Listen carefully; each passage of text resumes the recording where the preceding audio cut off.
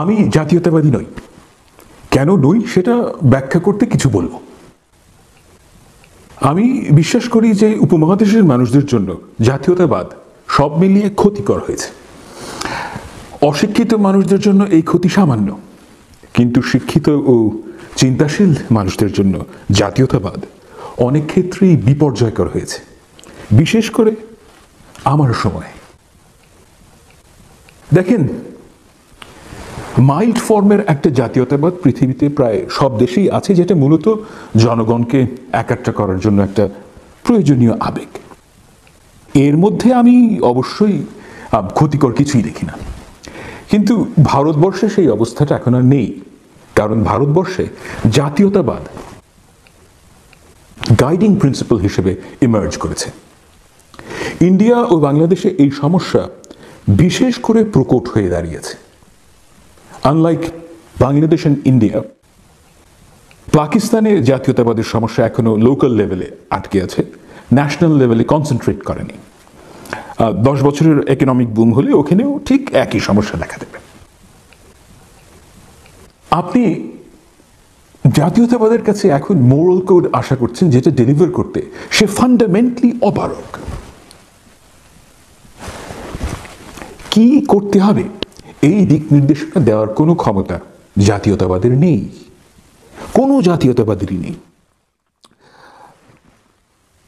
এটা আমরা প্রত্যেকে জানি, কিন্তু আমরা প্রিটেন্ড করি বিপরীত। আর এখানেই সমস্যা।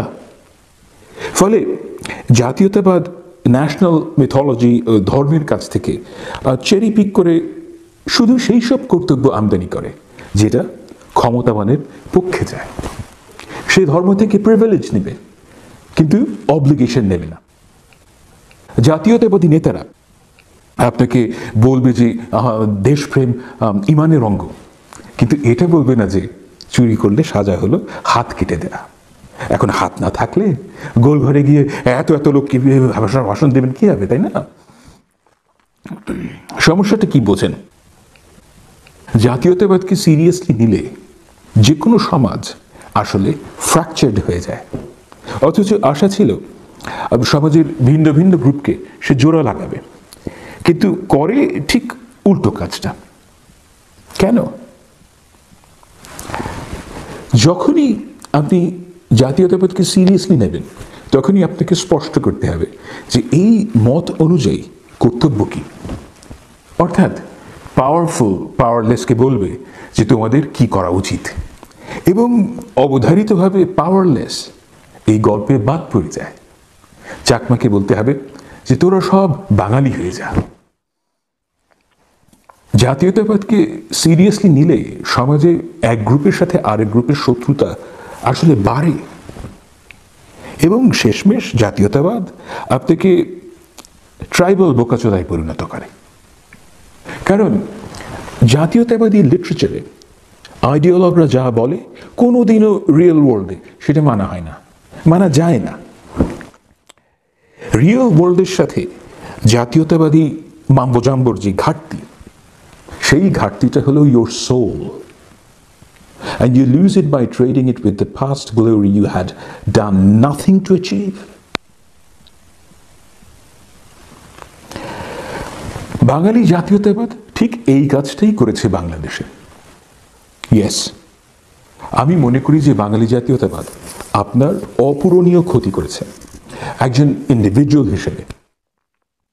বাংলাদেশি জাতীয়তাবাদকে এখনো সিরিয়াসলি নেওয়া হয় নাই, কিন্তু ভবিষ্যতে কখনো যদি বাংলাদেশি জাতীয়তাবাদকে আমরা আমাদের গাইডিং প্রিন্সিপাল বানাই, সেটাও ঠিক একই ক্ষতি করবে। সেই ক্ষতিটা আরো মারাত্মক হবে। বাংলাদেশি জাতীয়তাবাদে ধর্মকে ব্যবহার করার যে অবারিত সুযোগ, সেই স্লুইস গেট একবার খুলে দিলে আর বন্ধ করা যাবে না। ইন্ডিয়ার মতো বাংলাদেশে বাঙালি জাতীয়তাবাদের উদ্ভব 60s বলে এক ধরনের মতৈক্য আছে, যদিও আমি সে সময় লিটারেচারে কিংবা পত্রপত্রিকায় তেমন কোনো প্রমাণ পাইনি। মূলত এটা বেশ কিছু বৃদ্ধ মানুষের নিজেদের যৌবনকাল নিয়ে একটা রেট্রো ফ্যান্টাসি, যেটা খুবই সুলিখিত। তবে এই ফিকশনের উপযোগিতা আছে। এই জাতীয়তাবাদের যারা আইডিওলগ তারা প্রায় সবাই নতুন একটা দেশের কালচারাল এলিট হয়ে যান, এবং সেটাও খুব অল্প বয়সে। 70s থেকে 90s পর্যন্ত তারা print media, electronic media, university সব কিছুর উপর একচ্ছত্রভাবে রাজ করেছেন এবং জনগণের রুচি নির্ধারণ করেছেন। সেই ধারা আজও চলছে, তবে সেই ভরা যৌবনটা আর নেই। সোশ্যাল মিডিয়া এসে তাদের আধিপত্যের বাজার ধসিয়ে দিয়েছে। এই মানুষগুলোর জীবনে মুক্তিযুদ্ধ হলো সবচেয়ে গুরুত্বপূর্ণ ঘটনা, কেননা 71-এর আগে এবং 71-এর পরে তাদের জীবনের আদর্শের মধ্যে কোনো সামঞ্জস্য নেই। শুধুমাত্র একটা উদাহরণ হিসেবে বলছি, ওই জেনারেশনের অধিকাংশই বেঁচে নেই, তাই রেহমান সোবহানের নাম বলছি। এই ভদ্রলোক 60s-এ আপকামিং ম্যান, ইকোনমিস্ট, ড্যাশিং, এবং সমাজে তাকে গুরুত্ব দেওয়া হয়। পাকিস্তানে তারবেলা ড্যাম তৈরি হবে, উনি প্রেস কনফারেন্স করলেন। দৈনিক পূর্বদেশে হেডিং হলো তারবেলাকে তাকে রাখো। পাকিস্তানের তারবেলায় তখন পৃথিবীর দ্বিতীয় বৃহত্তম হাইড্রো ইলেকট্রিক ড্যাম প্রজেক্ট হচ্ছিল। তিনি অভিযোগ করলেন পূর্ব পাকিস্তানের ওপর পশ্চিম পাকিস্তানের ডিসক্রিমিনেশনের, যা ডেমোক্রেসির ধারণার সাথে সাংঘর্ষিক। And he was right. Indeed, there was discrimination. And he was right to call the spade as a spade. And that's an honorable thing. স্বাধীনতার মাত্র 3 বছরের মাথায় the democracy he was craving for, সেই ডেমোক্রেসিকে শেখ মুজিব হত্যা করলেন বাকশাল দিয়ে। 73-এর নির্বাচনে আওয়ামীরা যা করে তাই হলো নির্বিচার ভোট চুরি হলো। He had nothing to say. Pakistan আমলের হেন কোনো কাজ নাই যেটা মুজিব জারি রাখেন নাই, in one form or the other. বরং তিনি একটা ফাংশনাল ইলেকটোরাল সিস্টেমকে ধ্বংস করেছিলেন। Rehman Sobhan had nothing to say. 2013 সাল 150টার মতো আসনে বিনা ভোটে এমপি নির্বাচিত হলো। সৈয়দ শামসুল হক, বাঙালি জাতীয়তাবাদের আরেকজন notable আইডিওলগ, had nothing to say. 2019 সাল মধ্যরাতের ইলেকশনে পুরো দেশের 10 কোটি মানুষের যেই পলিটিক্যাল এজেন্সি মানে ভোটাধিকার খেয়ে ফেলা হলো। আপনি একটা বাঙালি জাতীয়তাবাদী আইডিওলগ দেখাতে পারবেন না যিনি বলছেন যে এই প্রহসনের নির্বাচন যারা করেছে তারা গণবিরোধী, আমি এদের বর্জন করলাম। একটা কেউ পাবেন না। ইনফ্যাক্ট আহমেদ সফা, ইনায়েতুল্লাহ খান, বদরুদ্দিন ওমর, এরকম কয়েকজন অনারেবল এক্সেপশন ছাড়া বাঙালি জাতীয়তাবাদের কোনো আইডিওলজি আপনারা পাবেন না যাদের মধ্যে কোনো ধরনের হায়ার আইডিয়ালস ছিল। কেন ছিল না? কারণ তারা ফান্ডামেন্টালি রাষ্ট্রকে একটা কালচারাল প্রজেক্ট মনে করেছিলেন। তারা মনে করতেন যে আমরা সবাই যদি প্রমিত বাংলায় কথা বলে ও মাথায় দুলিয়ে দুলিয়ে রবীন্দ্রসঙ্গীত গায়, তাহলে বাংলাদেশ সুইজারল্যান্ড হয়ে যাবে এবং মঞ্জিলে মকসুদে পৌঁছে সবাই বিড়িতে সুর টান দেবে। দেখেন, পাকিস্তান আমলে চাকরি ছিল কম, কিন্তু চাকরিতে ঢোকাটা ছিল মেরিটোক্রেটিক। এই সিস্টেমে বাংলাদেশ আমলের অনেক বুদ্ধিজীবী আসলে ঢুকতে পারেন নাই। আসাফুদ্দৌলা সাহেব, যিনি নিজে সেই সময়ের একজন নামকরা বিউরোক্র্যাট, লেখক ও গায়ক, তিনি এইসব বুদ্ধিজীবীদের ক্যালিবার নিয়ে চমৎকার ব্যাখ্যা দিয়েছেন। শফিক রেহমানও আমাদের বলতেন তার বন্ধুদের দৌড় কত দূর ছিল। প্রায় সবাই চলে গেছেন, তাই সেই দিকে আলোচনা না করি, সেটাই ভালো হয়। এই সমস্ত বুদ্ধিজীবীরা পাকিস্তানের মেরিটোক্রেসিকে ভয় পেতেন এবং এখনো তাদের উত্তরসূরিরা মেরিটোক্রেসিকে ভয় পান। যে কারণে তাদের প্রয়োজন ছিল একটা নতুন রাষ্ট্রের, যেখানে তারা উপরে থাকতে পারবেন কোনো ধরনের হায়ার আইডিয়ালস কিংবা কম্পিটেন্সের বার্ডেন ছাড়া। তারা অনেক ভাত খেতে চেয়েছিলেন, যেহেতু শেখ হাসিনা তাদের প্রচুর ভাত দিয়েছে।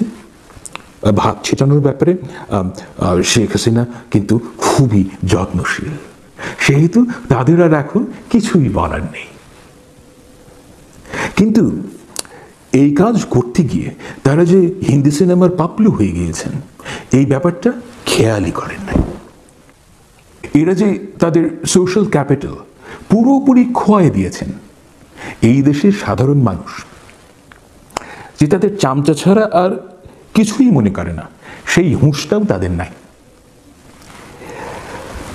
সুলতানা কামালকে দেখেন, জীবনের শেষ পর্যায়ে চলে এসেছেন, এখনো ফ্যাসিজমকে ডিফেন্ড করছেন।